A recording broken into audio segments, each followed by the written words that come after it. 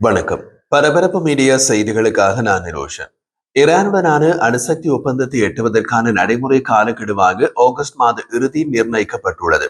ஒரு கூட்டு தொலைபேசி கலந்துரையாடலில் அமெரிக்க ராஜாங்க செயலாளர் மார்க்கோ ரூபியோவும் பிரான்ஸ், ஜெர்மனி மற்றும் பிரிட்டிஷ் வெளியுறவு அமைச்சர்களும் ஆகஸ்ட் மாத இறுதி காலக்கெடுவை ஒப்புக்கொண்டதாக தொலைபேசி அழைப்பு பற்றி அறிந்த வட்டாரங்கள் தெரிவிக்கின்றன. இது ஏன் முக்கியமானது? அந்த காலக்கெடுவுக்குள் எந்த ஒப்பந்தமும் எட்டப்படாவிட்டால் 2015ஆம் ஆண்டு ஈரானிய அணு ஆயுத ஒப்பந்தத்தின் கீழ் நீக்கப்பட்ட அனைத்து ஐநா பாதுகாப்பு கவுன்சில் தடைகளும் ஈரான் மீது தானாகவே மீண்டும் விதிக்கப்படும். இதை ஸ்னாப்பேக் பொறிமுறை என்று அழைப்பார்கள். 2015ஆம் ஆண்டு ஈரானிய அணு ஆயுத ஒப்பந்தம் America, France, Germany, Britain, Russia மற்றும் சீனாவுக்கும் ஈரானுக்கும் இடையே செய்யப்பட்டன. ஒப்பந்தத்திலிருந்து அமெரிக்கா விலகிவிட்டது. இப்போது 5 நாடுகளும் ஈரானும் உள்ளன. அந்த ஒப்பந்தம் காரணமாகவே ஈரான் மீது விதிக்கப்பட்டு அனைத்து ஐநா பாதுகாப்பு கவுன்சில் தடைகளும் நீக்கப்பட்டன. ஒப்பந்தத்தில் ஸ்னாப்பேக் பொறிமுறை உள்ளது. இது என்னவென்றால், பிரான்ஸ், ஜெர்மனி, பிரிட்டன், ரஷ்யா மற்றும் சீனா ஆகிய 5 நாடுகளில் ஏதாவது ஒன்று ஸ்னாப்பேக் பொறிமுறையை பயன்படுத்தி மீண்டும் ஈரான் மீது அனைத்து ஐநா பாதுகாப்பு கவுன்சில் தடைகளையும் மீண்டும் கொண்டு வர முடியும். இதில் யாருக்கும் வீட்டோ அதிகாரம் கிடையாது என்பதால் சீனா அல்லது ரஷ்யாவால் அதை தடுக்க முடியாது. ஸ்னாப்பேக் பொறிமுறையினை தொடங்க பிரான்ஸ், ஜெர்மனி மற்றும் பிரிட்டன் ஆகிய 3 ஐரோப்பிய சக்திகள் முடிவு செய்துள்ளன. ஒப்பந்தத்தில் கையொப்பமிட்ட நாடுகள் ஈரானுக்கு எதிரான நடவடிக்கை எடுக்க அனுமதிக்கும் விதத்தில் ஒப்பந்தத்தில் சேர்க்கப்பட்டுள்ள ஸ்னாப்பேக் விதி அக்டோபரில் காலாவதி ஆகும். ஸ்னாப்பேக்கை செயல்படுத்தும் செயல்முறை 30 நாட்கள் ஆகும். மேலும் அக்டோபர் மாதம் ரஷ்யா ஐநா பாதுகாப்பு கவுன்சில் தலைமை பொறுப்பை ஏற்பதற்கு முன்பு ஐரோப்பியர்கள் இந்த செயல்முறையை முடிக்க விரும்புகிறார்கள். அமெரிக்க மற்றும் ஐரோப்பிய அதிகாரிகள் ஸ்னாப்பேக்கை டெஹ்ரானுக்கு அழுத்தம் கொடுப்பதற்கான பேச்சுவார்த்தை கருவியாகவும் பயன்படுத்தினார்கள். இப்போது ராஜதந்திரம் தோல்வியுற்றால் அதை நடைமுறைப்படுத்த உள்ளார்கள். ஆனால் மீண்டும் தடைகளை விதிக்க எந்த சட்டப்பூர்வ அடிப்படையும் இல்லை என்று ஈரானியர்கள் வாதிடுகின்றனர். மேலும் அதற்கு பதிலடி கொடுக்கும் விதமாக அணு ஆயுத பரவல் தடை ஒப்பந்தத்திலிருந்து விலகுவதாக அச்சுறுத்தியுள்ளனர். ரூபியோவுக்கும் அவரது ஐரோப்பிய சகாக்களுக்கும் இடையிலான தொலைபேசி அழைப்பு ஈரானுக்கு ஒரு ஒப்பந்தத்தை முடிக்க வெறும் 6 வார கால அவகாசத்தையே கொடுத்துள்ளது. 2 வட்டாரங்களின்படி ஐரோப்பியர்கள் இப்போது ஈரானுக்கு இதன் மூலம் கடும் அழுத்தத்தை கொடுக்க திட்டமிட்டுள்ளனர். ஈரான் அதன் அணுசக்தி திட்டம் குறித்து உலகுக்கு உறுதியளிக்க நடவடிக்கை எடுத்தால் ஸ்னாப்பேக் தடைகளை தவிர்க்க முடியும் என்ற செய்தியுடன் அத்தகைய நடவடிக்கைகளில் சர்வதேச அணுசக்தி அமைப்பான IAEA கண்காணிப்பை மீண்டும் தொடங்குவதும் அடங்கும். ஈரானிய அணுசக்தி நிலையங்கள் மீது அமெரிக்கா மற்றும் இஸ்ரேல் தாக்குதல் நடத்திய பின்னர் இந்த கண்காணிப்பு ஈரானால் இடைநிறுத்தப்பட்டது. அதே போன்ற மற்றொரு தாக்குதல் அந்த தளங்களில் உள்ள 60% தூய்மைக்கு செறிவூட்டப்பட்ட சுமார் 400 கிலோ யுரேனியத்தை ஈரானில் இருந்து அகற்றுவதாக ஆகஸ்ட் மாத இறுதியில் அமெரிக்காவால் திட்டமிடப்பட்டுள்ளது என்று ஒரு வட்டாரம் தெரிவித்துள்ளது. இஸ்ரேலுக்கும் ஈரானுக்கும் இடையிலான போர் முடிவடைந்ததிலிருந்து ட்ரம்ப் நிர்வாகம் ஒரு புதிய அணுசக்தி ஒப்பந்தம் குறித்த பேச்சுவார்த்தைகளை மீண்டும் தொடங்க முயற்சித்து வருகிறது. பிரான்ஸ், ஜெர்மனி, பிரிட்டன் மற்றும் இஸ்ரேலில் உள்ள சில அதிகாரிகள் ட்ரம்ப் நிர்வாகம் ஐரோப்பிய சக்திகளை ஸ்னாப்பேக் நடவடிக்கையை தூண்ட வேண்டாம் என்று அழுத்தம் கொடுக்கும் என்று கவலைப்பட்டனர். ஆனால் ட்ரம்ப் நிர்வாகமே ஸ்னாப்பேக் நடவடிக்கையை தொடங்குவதற்கு காலக்கெடுவை விதித்து விட்டது. இஸ்ரேலிய பிரதமர் பெஞ்சமின் நேதன்யாகு கடந்த வாரம் வெள்ளை மாளிகைக்கு சென்ற போது அவர் ஜனாதிபதி ட்ரம்ப், ரூபியோ மற்றும் வெள்ளை மாளிகை தூதர் ஸ்டீவ் விகாஃப் ஆகியோரிடம் இந்த பிரச்சனையை எழுப்பினார் என்று 2 இஸ்ரேலிய அதிகாரிகள் தெரிவித்தனர். நேதன்யாகு ட்ரம்பிடம் ஐரோப்பிய நாடுகளின் ஸ்னாப்பேக் போக்கை தடுக்க வேண்டாம் என்று கேட்டுக்கொண்டார். மேலும் அமெரிக்கா ஈரானியர்களுடன் ஒரு ஒப்பந்தத்தை பெறவும் ஐநா தடைகளை மீண்டும் விதிக்கப்படுவதை தவிர்க்கவும் விரும்பினால் அமெரிக்காவுக்கு அதிக கால அவகாசம் இல்லை என்பதை விகாஃபிடம் கூறினார். ட்ரம்ப் மற்றும் அவரது குழுவினர் எங்களுடன் உடன்பட்டதாக நாங்கள் உணர்ந்தோம் என்று இஸ்ரேலிய அதிகாரி ஒருவர் கூறினார். ட்ரம்ப் நிர்வாகம் ஸ்னாப்பேக்கை செயற்படுத்துவதை ஆதரிப்பதாகவும் ஈரானுடனான பேச்சுவார்த்தைகளில் அதை ஒரு ஆயுதமாக கருதுவதாகவும் அமெரிக்க மூத்த அதிகாரி ஒருவர் தெரிவித்தார். ஈரானியர்கள் இன்னமும் பேச்சுவார்த்தை மேசைக்கு திரும்பாததனால் ட்ரம்ப் மிகவும் விரக்தி அடைந்துள்ளதாக அமெரிக்க அதிகாரிகள் கூறினர். ஈரானில் உள்ள அணுசக்தி மையங்கள் மீதான அமெரிக்க இறுதி சேத மதிப்பீடுகள் நேற்று செவ்வாய்க்கிழமை அமெரிக்க உளவுத்துறைகளால் பென்டகோன் மற்றும் வெள்ளை மாளிகைக்கு கொடுக்கப்பட்டு விட்டது. அமெரிக்க உளவுத்துறை மதிப்பீடுகள் ஈரானிய அணுசக்தி தளங்கள் மீதான தாக்குதல்கள் நாட்டின் அணுசக்தி திட்டத்தை 2 ஆண்டுகள் வரை பின்னுக்கு தள்ளிவிட்டதாக பென்டகோன் நேற்று செவ்வாய்க்கிழமை தெரிவித்துள்ளது.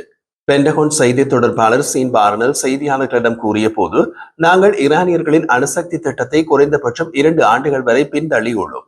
பாதுகாப்பு துறைக்குள் உள்ள உளவுத்துறை மதிப்பீடுகள் அதை உறுதி செய்துள்ளன என்று தெரிவித்தார். அமெரிக்க B-2 குண்டுவீச்சு விமானங்கள் கடந்த மாதம் 2 ஈரானிய அணுசக்தி தளங்களை பெரிய GBU-57 தரையடி சுரங்க வெடிப்பு குண்டுகளால் தாக்கின. அதே நேரத்தில் அமெரிக்க நீர்மூழ்கி கப்பல் அந்த 2 தளங்களுடன் 3வது அணு நிலையத்தையும் டொமஹாக் குரூஸ் ஏவுகணைகளால் தாக்கியது. ஜூன் 13ஆம் தேதி நாட்டின் அணுசக்தி திட்டத்தை முடிவுக்கு கொண்டுவரும் முயற்சியில் இஸ்ரேல் ஈரானிய அணுசக்தி தளங்கள், விஞ்ஞானிகள் மற்றும் உயர் ராணுவ அதிகாரிகளை குறிவைத்து விமான தாக்குதல்களை தொடங்கியது. ஈரானின் அணுசக்தி திட்டம் சிவில் நோக்கங்களுக்கானது என்று டெஹ்ரான் கூறுகிறது. ஆனால் அமெரிக்கா, இஸ்ரேல் மற்றும் பிற ஐரோப்பிய நாடுகள் அணு ஆயுதங்களை தயாரிப்பதை நோக்கமாக கொண்டுள்ளன என்று வலியுறுத்துகின்றன. அமெரிக்க ஜனாதிபதி டொனால்ட் ட்ரம்ப் 2018ஆம் ஆண்டு தனது முதல் பதவி காலத்தில் கிழித்திருந்த டெஹ்ரானுடனான அணுசக்தி ஒப்பந்தத்தை பெறுவதற்கு ஒரு ராஜதந்திர முயற்சிக்காக வாரக்கணக்கில் முயற்சி செய்தார். ஆனால் இறுதியில் அவர் ராணுவ நடவடிக்கை எடுக்க முடிவு செய்தார். அமெரிக்காவின் இந்த நடவடிக்கை மிகப்பெரியதாக இருந்தது. தாக்குதலில் 125க்கும் மேற்பட்ட அமெரிக்க விமானங்கள் ஈடுபட்டன. அவற்றில் ஸ்டெல்த் குண்டுவீச்சு விமானங்கள், போர் விமானங்கள் மற்றும் வானில் எரிபொருள் நிரப்பும் டேங்கர் விமானங்கள் ஆகியவற்றுடன் டொமஹோக் வழிகாட்டப்பட்ட ஏவுகணைகளை ஏவும் ஒரு நீர்மூழ்கி கப்பல் ஆகியவை அடங்கும். இஸ்ரேலுடனான 12 நாள் போர் முடிந்த பின்னர் அமெரிக்காவுடன் அணுசக்தி பேச்சுவார்த்தைகளை மீண்டும் தொடங்க தயாராக இல்லை என்று ஈரான் வியாழக்கிழமை கூறியது. இஸ்ரேலுக்கும் ஈரானுக்கும் இடையிலான மிக கடுமையான மோதல் ஈரானுக்கும் அமெரிக்காவுக்கும் இடையிலான அணுசக்தி பேச்சுவார்த்தைகளை தடம்பொருள வைத்தது என்கிறது ஈரான். ஆனால் ஜனாதிபதி டொனால்ட் ட்ரம்ப் வாஷிங்டன் அடுத்த வாரம் டெஹ்ரானுடன் கலந்துரையாடல்களை நடத்தும் என்று கூறினார். அவரது சிறப்பு தூதர் ஸ்டீவ் விட்காஃப் ஒரு விரிவான சமாதான ஒப்பந்தத்திற்கான நம்பிக்கையை வெளிப்படுத்தினார். இருப்பினும் ஈரானின் வெளியுறவு அமைச்சர் அப்பாஸ் அராக்சி டெஹ்ரான் மேசைக்கு வரும் என்பது வெறும் ஊகங்கள் தான் என்றும் அதை தீவிரமாக எடுத்துக் கொள்ளக் கூடாது என்றும் கூறினார்.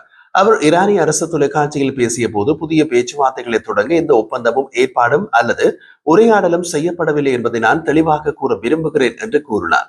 ஈரானிய நாடாளுமன்ற உறுப்பினர்கள் ஐநா அணுசக்தி கண்காணிப்பு அமைப்புடனான ஒத்துழைப்பை நிறுத்தி வைக்கும் ஒரு மசோதாவை நிறைவேற்றினார்கள். அதனால் ஈரானிய அணுசக்தி தளங்களில் இப்போது எந்த கண்காணிப்பும் கிடையாது. இஸ்ரேலுடனான போரில் போர் நிறுத்தத்திற்கு பின்னர் அவர் முதன்முறையாக தோன்றிய ஒரு தொலைக்காட்சி உரையில் ஈரானிய சுப்ரீம் தலைவர் அலி கமேனி அமெரிக்க அழுத்தத்திற்கு ஒருபோதும் அடிபணிய மாட்டேன் என்று சபதம் செய்தார். மேலும் வாஷிங்டனுக்கு அவமானகரமான அடி கொடுக்கப்பட்டதாக தெரிவித்தார். அவர் மேலும் பேசிய போது அமெரிக்க ஜனாதிபதி அசாதாரண வழிகளில் நிகழ்வுகளை மிகைப்படுத்துகின்றார். இந்த மிகைப்படுத்தல் அவருக்கு தேவைப்பட்டது என்று கமேனி கூறினார். அமெரிக்க தாக்குதல்கள் ஈரானின் அணுசக்தி உள்கட்டமைப்புக்கு குறிப்பிடத்தக்க எந்த பாதிப்பையும் செய்யவில்லை என்று அவர் தெரிவித்தார். ஆனால் ஈரானின் வெளியுறவு அமைச்சர் அப்பாஸ் அராக்சி அதற்கு நேர்மாறாக அமெரிக்க தாக்குதலால் ஏற்பட்ட சேதத்தை தீவிரமானது என்று விவரித்தார் மற்றும் விரிவான மதிப்பீடு நடந்து வருவதாகவும் கூறினார். தாக்குதல்களுக்கு முன்னதாக ஈரான் அதன் மிக முக்கியமான தளங்களிலிருந்து சுமார் 400 கிலோகிராம் செறிவூட்டப்பட்ட யுரேனியத்தை ஓசைப்படாமல் அகற்றியதா என்பது குறித்து சந்தேகங்கள் உள்ளன. அணுசக்தி தளத்திற்கு வெளியே ட்ரக்கள் இருப்பதை செயற்கைக்கோள் படங்கள் காட்டியதால் யுரேனியத்தை ஓசைப்படாமல் அகற்றி விட்டார்கள் என்ற ஊகம் செய்யப்பட்டது. ஈரான் நாட்டில் வேறு இடங்களில் அணுசக்தி பொருட்களை மறைக்கக்கூடும். ஆனால் தனது சமூக தளத்தில் பதிவிட்ட ட்ரம்ப் அத்தகைய ஊகங்களை நிராகரித்தார். யுரேனியம் எதுவும் வெளியே போகவில்லை, அது மிகவும் ஆபத்தானது, அதை நகர்த்துவது மிகவும் கடினமானது என்றார். ஈரானிய குழுவினர் அணுசக்தி நிலையத்தை கான்கிரீட் மூலம் பாதுகாக்க முயற்சித்தால் மட்டுமே அந்த இடத்தில் ட்ரக்கள் இருப்பதை செயற்கைக்கோள் படங்கள் காட்டுகின்றன என்று அவர் மேலும் கூறினார். அந்த கூற்றை நிராகரித்த கமேனி ஈரானிய இஸ்லாமிய குடியரசு வென்றது என்று அறிவித்தார். ஈரானிய இஸ்லாமிய குடியரசு எங்கே அல்லது எப்படி வென்றது என்பதை அவர் குறிப்பிடவில்லை. இரு தரப்பினரும் வெற்றியை அறிவித்துள்ளார்கள்.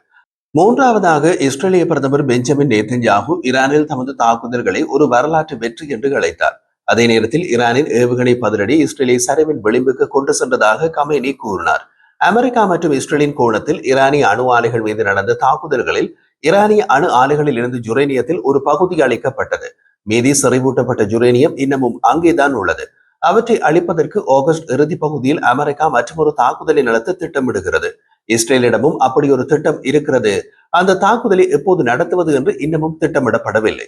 ஜூன் நடுப்பகுதியில் இருந்து அணு மற்றும் ராணுவ தளங்கள் மீது இஸ்ரேல் நடத்திய தாக்குதல்கள் மற்றும் ஈரானில் இருந்து ஏவுகணை தாக்குதல்கள் இதுவரை இந்த இரு நாடுகளுக்கும் இடையிலான தாக்குதல்களின் மிகப்பெரியவை. அது தவிர அமெரிக்கா 3 முக்கிய ஈரானின் அணுசக்தி நிலையங்களை குண்டு வீசி தாக்கியுள்ளது. தாக்குதல்களால் அணு ஆலைகளில் ஏற்பட்ட சேதங்கள் பற்றிய கணிப்பீடுகளே இதுவரை வெளியாகியுள்ளன. CNN தொலைக்காட்சியால் முதலில் வெளியிடப்பட்ட ஆரம்ப உளவுத்துறை அறிக்கைகள் தாக்குதல்கள் முக்கியமான கூறுகளை அளிக்கவில்லை என்றும் ஈரானின் அணுசக்தி திட்டத்தை சில மாதங்கள் மட்டுமே தாமதப்படுத்திக் உள்ளன என்றும் தெரிவித்தன. ஈரானின் அணுசக்தி நிலையங்கள் குறிப்பிடத்தக்க அடியை எடுத்துள்ளதாக இஸ்ரேலிய ராணுவம் கூறியது. ஆனால் சேதத்தை முழுமையாக மதிப்பிடுவதற்கு இன்னமும் கால அவகாசம் தேவை என்று கூறுகிறது. ஈரானின் அணுசக்தி திட்டத்தை இஸ்ரேல் முறியடித்ததாக நேதன்யாகு கூறினார். ஈரான் அதை மீண்டும் கட்டியெழுப்ப எடுக்கும் எந்த ஒரு முயற்சியும் அதே உறுதியுடனும் தீவிரத்துடனும் எதிர்கொள்ளப்படும் என்றும் எச்சரித்தார். அணுசக்தியினை அமைதியான முறையில் பயன்படுத்துவதற்கு அதன் சட்டபூர்வமான உரிமைகளை பாதுகாக்கும் அதே வேளையில் அணு ஆயுதத்தை தேடுவதை ஈரான் தொடர்ந்து மறுத்து வருகின்றது. பிரசல்ஸில் நடந்த ஐரோப்பிய ஒன்றிய உச்சி மாநாட்டுக்கு பின்னர் பிரெஞ்சு ஜனாதிபதி இமானுவேல் மேக்ரோன் செய்தியாளர்களிடம் பேசிய போது ஈரானின் அணுசக்தி நிலையங்கள் மீதான அமெரிக்க தாக்குதல்கள் உண்மையிலேயே பயனுள்ளதாக இருந்தன என்று கூறினார். ஆனால் அணு ஆயுத பரவலை கட்டுப்படுத்தும் உலகளாவிய அணு ஆயுத பரவல் தடை ஒப்பந்தத்திலிருந்து டெஹ்ரான் இப்போது வெளியேறினால் மிக மோசமான சூழ்நிலை ஏற்படும் என்றும் மேக்ரோன் எச்சரித்தார். ஈரான் மீதான இஸ்ரேலிய தாக்குதல்களில் குறைந்தது 627 பொதுமக்கள் கொல்லப்பட்டதாக டெஹ்ரான் சுகாதார அமைச்சு தெரிவித்துள்ளது. இஸ்ரேலிய புள்ளி விவரங்களின்படி இஸ்ரேல் மீதான ஈரானிய தாக்குதல்களில் 28 பேர் கொல்லப்பட்டனர்.